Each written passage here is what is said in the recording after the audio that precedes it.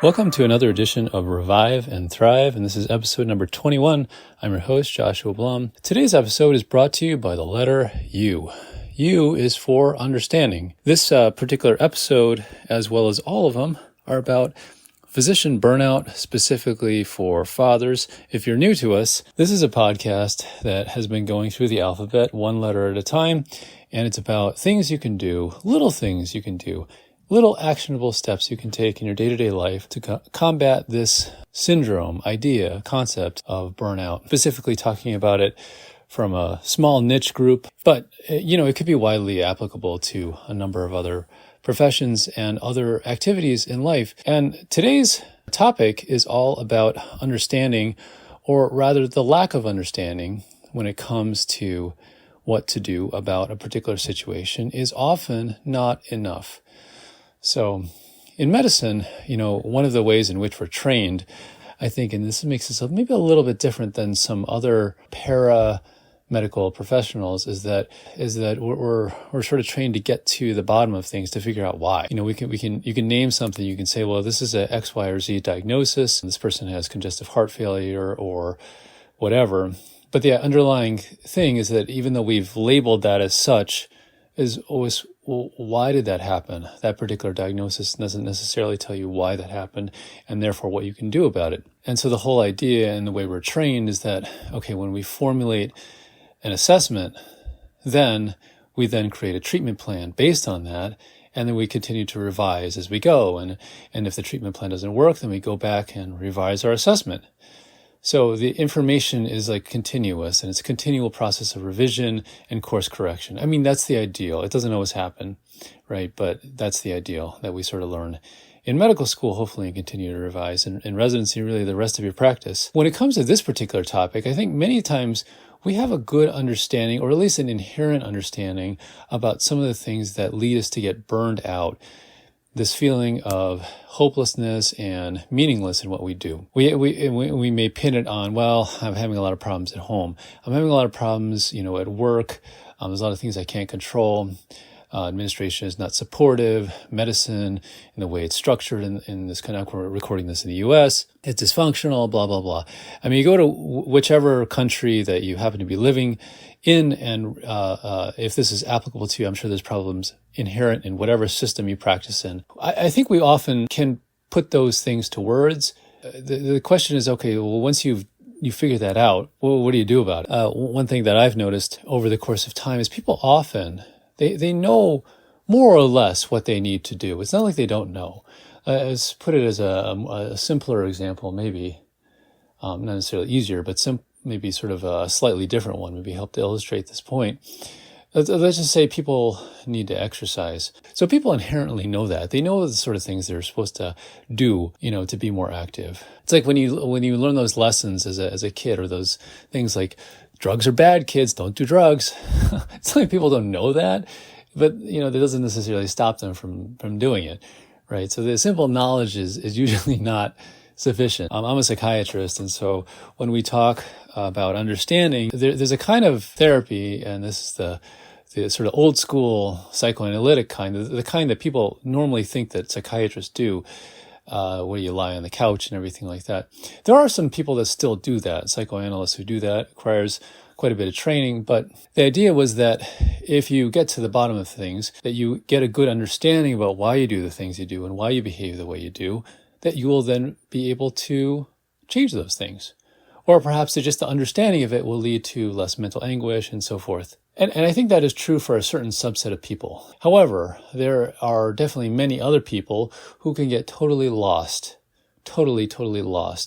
in all the mental processes that go on. And it doesn't really help them move past the theorizing stage. They just get stuck in the sort of mental cycles that go on, the sort of mental masturbation of why they do what they do. And it doesn't really help them move forward in their life. So this whole podcast is sort of centered on, well, what are the sort of things that you can do even in a small way to do that? When we make a decision to do something, we can have all the knowledge and all the information in the world, but unless we are able to apply it and take one step forward, even if it's a misstep, it doesn't really help us that much. Unless the issue is that lack of knowledge is what's causing the problem. So that might be true in some cases. Like if you don't understand something very well, if you have a question that you don't know the answer to, and you look it up, then you confirm or disavow what you thought you knew. Okay, great. That's sort of simple. But if it's something that requires you to then do something with it, and you don't do anything with it, then it doesn't really help you that much. And I think the thing about people sometimes get worried about failure or missteps, and on societal levels, sometimes, well, what happens if we do the wrong thing as a society? I think sometimes we forget that we can course correct. Now, that may take generations to do, but just like we talked about with the assessment and treatment plan, course correction that happens as you gather more information, we can do that. Everything can be an area of growth if you learn from it. So this is, like I mentioned, this is a podcast for fathers. Think about the things you want to teach your children, the sort of things skills, there's so many different skills. Like my kids are relatively young at this point, so 6 and 9, and there's so many skills that are actively learning in those elementary school years, where they're learning how to do things like, ride a bike, learn to swim, learn to write, learn how to do math, learn how to read more fluently, and all these other kinds of things. Like when they first start it, they get frustrated because they can't do it. And then they look at kids who are older or more skilled, and they're like, oh, I want to be like that. Of course, you have to put in some time and practice and all these kinds of things to get like that. I think if anything, for folks that are on social media and stuff like that, you see all these examples of like world-class people, really skilled people doing various things. You're like, why can't I do that? Never mind that, they only showed you a certain subset of things where they succeeded. They didn't show you necessarily the fails. They didn't show you all the years it took you for them to get to that point. When we get started on something, and so starting for many people can be the hardest part, all we have to do is start somewhere. It doesn't really matter where you start, I think, in many cases. Because even if you misstep and you make the decision that, okay, what I'm going to do is I'm going to start somewhere and keep going, the momentum will start to carry you through. And then if it doesn't work, you change. So you're constantly adjusting. And I don't know if this ever happens where you're like, okay, I'm good.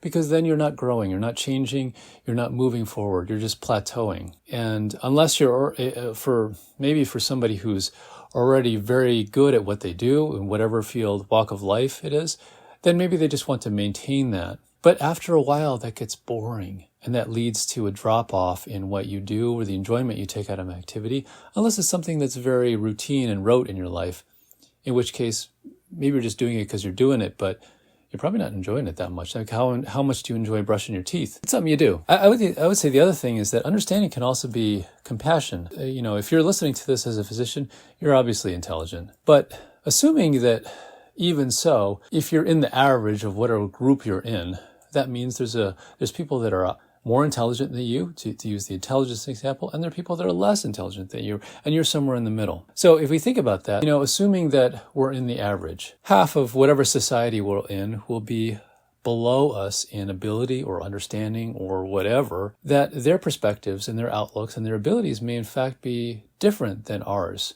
Sometimes we get into these things, we're like, well, I don't understand why people couldn't do it this way, or people could think this way. Just recognizing that their situation is different. They're different people. They have different upbringings. They have different abilities, and so forth. And sometimes when we get frustrated with things, we get frustrated with, why does it have to be this way? And we grind and get frustrated that why other people or why systems are the way they are, and we want them to change, and we get frustrated when they don't. And so this is one of those things that constantly comes up, when it comes to burnout, is that we feel like we're grinding against a system that is immovable. But recognizing that systems develop the same as people, they developed for a particular reason and set of circumstances that you may not understand, that may not have been the way you would have done it, but they developed all the same for their own specific reasons. And when you come in and try to change it, sometimes it may be the right thing to do, and it may be, in fact, what needs to happen.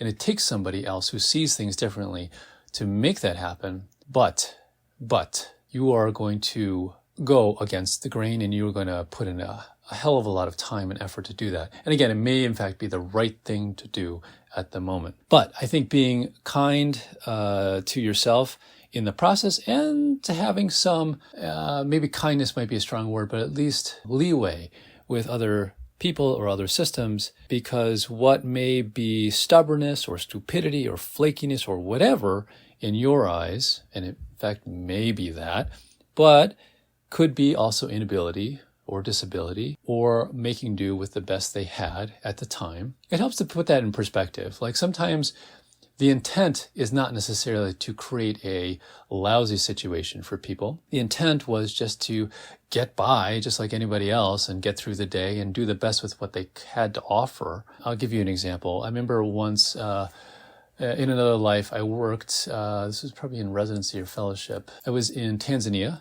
Eastern Africa, and one of the issues that we were discussing, and this is in a hospital there, was in the NICU, and what they were doing to create incubators is they were using light bulbs under they had a metal tray for the babies to be housed in, and they had light bulbs there to provide the heat. However, they had no way of measuring the temperature of that little incubator that they had created. So as you know, babies can't regulate temperature very well, especially those who are premature, and so they had no way of knowing how hot it was getting in there. And it would be pretty hot on the outside anyway. One of the issues that from people who are coming from the outside would face is this is really dangerous. But they encountered a lot of resistance to doing it because, one, this is going against what they've always done, and two, they didn't have thermometers. This is sort of the best they had, so they were doing the best they could with what they had. And for someone else to come in and say well, you should do it this way, it's in a way sort of a privileged way of looking at things, because it's saying you're assuming resources that we don't have. So, well, unless you're going to provide those thermometers for us, also the other thing is you're going to provide the training. How hard is it to use a thermometer? But when it comes to some other kinds of more complex equipment, that may in fact require more training and then maintenance when it breaks. It's just sort of an example how something that could seem very simple, like this is a clear safety issue, sometimes can be quite difficult to change. And it eventually did change in this particular example, but it took a lot of fighting, a lot of arguing and negotiation. Maybe not fighting isn't the right word, but negotiation about how to best go about doing this, because systems are slow to change. And once they form, they hit a period of stasis, like we kind of all do, until something comes along and gets them to change. So even though they knew this was an issue, probably on some level, right, understanding is not enough. I think one thing that may help us, and this could also help you with your own children. If you talk with a child about, they can't ride a bike and they're getting frustrated, they understand pretty well they can't do it. That understanding is not necessarily the issue. They may understand that they have to keep pedaling the pedals in order for them to stay upright, right? Trying to do it from a stand is not going to work. However, that understanding is not really going to be convincing enough until it's experiential, until they know it because they have done it. And that requires them to get on the bike and try again and again, and probably fail many, many times until it finally just clicks and you do it. Right. And so as we deal with this frustration with our own children, it's tempting to want to take that away sometimes. The bike thing, I think, is a more concrete example. But when it comes to things that are more amorphous, like they can't do certain things, so we try to help them with it or whatever, they may benefit from that help and they may need it after a certain point, but then they still have to go ahead and do it. They still have to experience it for themselves, and they still have to do it again and again and again. And I think sometimes as parents, we too get frustrated at that because we see what needs to be done and we can't quite tolerate the either anxiety or frustration or whatever ourselves, or inefficiency. So we just go ahead and do it. It's a constant battle to kind of do those things. And sometimes I think we all need reminders that it's okay. It's okay for there to be some struggle along the way. We don't make progress unless we're uncomfortable. And I think that's true of many, many things. I'll leave you with that and the idea that understanding itself is not necessarily enough. Compassion comes in multiple different forms. And I think sometimes when we're getting stuck with something, we don't know where to start because we're thinking about all the different possibilities, where to go next. What do I do? What do I do? Just start with whatever comes next. You will figure it out along the way. And trust yourself that you will do that and you can course correct. Thank you for listening. Enjoy your weekend. I will talk to you next time.